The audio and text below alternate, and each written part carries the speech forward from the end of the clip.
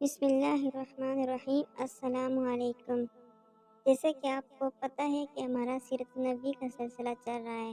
آج کا ہمارا عنوان ہے محمد صلی اللہ علیہ وآلہ وسلم کا ستارہ چمکا۔ ملک شام کا ایک یہودی ایس مکہ سے کچھ فاصلے پر رہتا تھا۔ وہ جب بھی کسی کام سے مکہ آتا، وہاں کے لوگوں سے ملتا تو ان سے کہتا، بہت قریب کے زمانہ میں تمہارے درمیان ایک بچہ پیدا ہوگا۔ سارا عرب اس کے راستے پر چلے گا، اس کے سامنے ذلیل اور پست ہو جائے گا، وہ عجم اور اس کے شہروں کا بھی مالک ہو جائے گا۔ یہی اس کا زمانہ ہے۔ جو اس کی نبوت کے زمانہ کو پائے گا اور اس کی پیروی کرے گا، وہ اپنے مقصد میں کامیاب ہوگا۔ جس خیر اور بھلائی کی وہ امید کرتا ہے، وہ اس کو حاصل ہوگی، اور جو شخص اس کی نبوت کا زمانہ پائے گا مگر اس کی مخالفت کرے گا، وہ اپنے مقصد اور آرزوؤں میں ناکام ہوگا۔ مکہ معظمہ میں جو بھی بچہ پیدا ہوتا، وہ یہودی اس بچے کے بارے میں تحقیق کرتا اور کہتا، ابھی وہ بچہ پیدا نہیں ہوا۔ آخر جب نبی کریم صلی اللہ علیہ وآلہ وسلم اس دنیا میں تشریف لائے تو عبد المطلب اپنے گھر سے نکل کر اس یہودی کے پاس پہنچے۔ اس کی عبادت گاہ کے دروازے پر پہنچ کر انہوں نے آواز دی۔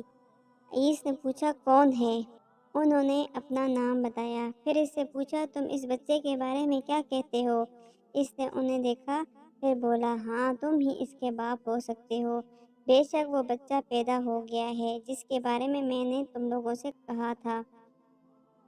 وہ ستارہ آج طلوع ہو گیا ہے جو اس بچے کی پیدائش کی علامت ہے، اور اس کی علامت یہ ہے کہ اس وقت اس بچے کو درد ہو رہا ہے۔ یہ تکلیف اسے 3 دن رہے گی اور اس کے بعد یہ ٹھیک ہو جائے گا۔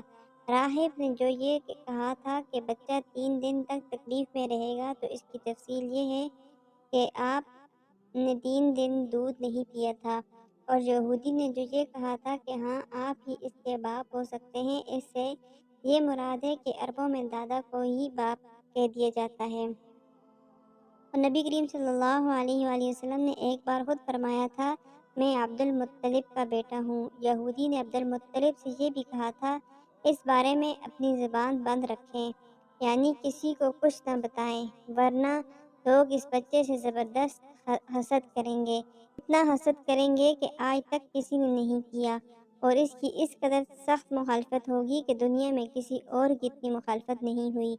پوتے کے متعلق یہ باتیں سن کر عبد المطلب نے عیس سے پوچھا، اس بچے کی عمر کتنی ہوگی؟ عیس نے اس سوال کے جواب میں کہا، اگر اس بچے کی عمر تب ہوئی تو بھی 70 سال تک نہیں ہوگی، بلکہ اس سے پہلے ہی 61 یا 63 سال کی عمر میں وفات ہو جائے گی، اور اس کی امت کی اوسط عمر بھی اتنی ہی ہوگی۔ اس کی پیدائش کے وقت دنیا کے بت ٹوٹ کر گر جائیں گے۔ یہ ساری علامات اس یہودی نے گزشتہ انبیاء کی پیشن گوئیوں سے معلوم کی تھی، اور سب بالکل سچ ثابت ہوئیں۔ قریش کے کچھ لوگ عمر بن نفیل اور عبداللہ بن جہش وغیرہ ایک بت کے پاس جایا کرتے تھے۔ یہ اس رات بھی اس کے پاس گئے جس رات آپ صلی اللہ علیہ وآلہ وسلم کی پیدائش ہوئی۔ انہوں نے دیکھا وہ بت اوندے منہ گرا پڑا ہے۔ ان لوگوں کو یہ بات بری لگی، انہوں نے اس کو اٹھایا، سیدھا کر لیا، مگر وہ پھر گر گیا۔ ان نے پھر اس کو سیدھا کیا، وہ پھر الٹا ہو گیا۔ ان لوگوں کو بہت حیرت ہوئی، یہ بات بہت عجیب لگی۔ تب اس بت سے آواز نکلی، یہ ایک ایسے بچے کی پیدائش کی خبر ہے جس کے نور سے مشرق اور مغرب میں زمین کے تمام گوشے منور ہو گئے ہیں۔ بت سے نکلنے والی آواز نے انہیں اور زیادہ حیرت زدہ کر دیا۔ اس کے علاوہ ایک واقعہ یہ پیش آیا کہ ایران کے شہنشاہ کسریٰ نوشروان کا محل ہلنے لگا اور اس میں شگاف پڑ گئے۔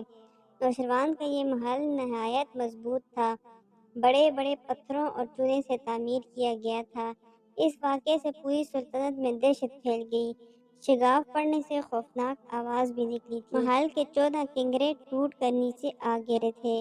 آپ کی پیدائش پر ایک واقعہ یہ پیش آیا کہ فارس کے تمام آتش کدوں کی وہ آگ بجھ گئی جس کی وہ لوگ پوجا کرتے تھے اور اس کو بجھنے نہیں دیتے تھے، لیکن اس رات میں ایک ہی وقت میں تمام کے تمام آتش کدوں کی آگ آنن فانن بجھ گئی۔ آگ کے پوجنے والوں میں رونا پیٹنا مچ گیا۔ کسریٰ کو یہ تمام اطلاعات ملی تو اس نے ایک کاہن کو بلایا۔ اس نے اپنے محل میں شگاف پڑنے اور آتش کدوں کی آگ بجھنے کی واقعات اسے سنا کر پوچھا، آخر ایسا کیوں ہو رہا ہے؟ وہ کاہن خود تو جواب نہ دے سکا، تاہم اس نے کہا ان سوالات کے جوابات میرا ماموں دے سکتا ہے، اس کا نام سطیح ہے۔ نوشروان نے کہا ٹھیک ہے، تم جا کر ان سوالات کے جوابات لاؤ۔ وہ گیا، سطیح سے ملا، اسے یہ واقعات سنائے۔ اس نے سن کر کہا ایک عصا والے نبی ظاہر ہوں گے جو عرب اور شام پر چھا جائیں گے، اور جو کچھ ہونے والا ہے ہو کر رہے گا۔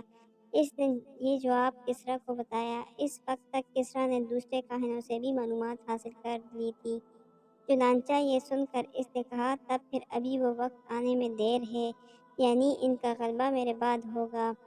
پیدائش کے 7ویں دن عبد المطلب نے آپ کا عقیقہ کیا اور نام محمد رکھا۔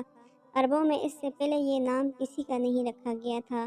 قریش کو یہ نام عجیب سا لگا، چنانچہ کچھ لوگوں نے عبد المطلب سے کہا اے عبد المطلب، کیا وجہ ہے کہ تم نے اس بچے کا نام اس کے باپ دادا کے ناموں پر نہیں رکھا بلکہ محمد رکھا ہے، اور یہ نام نہ تمہارے باپ دادا میں سے کسی کا ہے نہ تمہارے قوم میں سے کسی کا ہے؟ عبد المطلب نے انہیں جواب دیا میری تمنا ہے کہ آسمانوں میں اللہ تعالیٰ اس بچے کی تعریف فرمائیں اور زمین پر لوگ اس کی تعریف کریں۔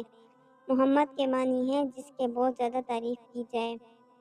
اسی طرح والدہ کی طرف سے آپ کا نام احمد رکھا گیا۔ احمد نام بھی اس سے پہلے کسی کا نہیں رکھا گیا تھا۔ مطلب یہ کہ ان دونوں ناموں کی اللہ تعالیٰ نے حفاظت کی اور کوئی بھی یہ نام نہ رکھ سکا۔ احمد کا مطلب ہے سب سے زیادہ تعریف کرنے والا۔ علامہ سہلی نے لکھا ہے آپ احمد پہلے ہیں اور محمد بعد میں، یعنی آپ کی تعریف دوسروں نے بعد میں کی۔ اس سے پہلے آپ کی شان یہ ہے کہ آپ اللہ تعالیٰ کی سب سے زیادہ حمد و ثنا کرنے والے ہیں۔ قرآنی کتابوں میں آپ کا نام احمد ذکر کیا گیا ہے۔ اپنی والدہ کے بعد آپ نے سب سے پہلے صوبیہ کا دودھ پیا۔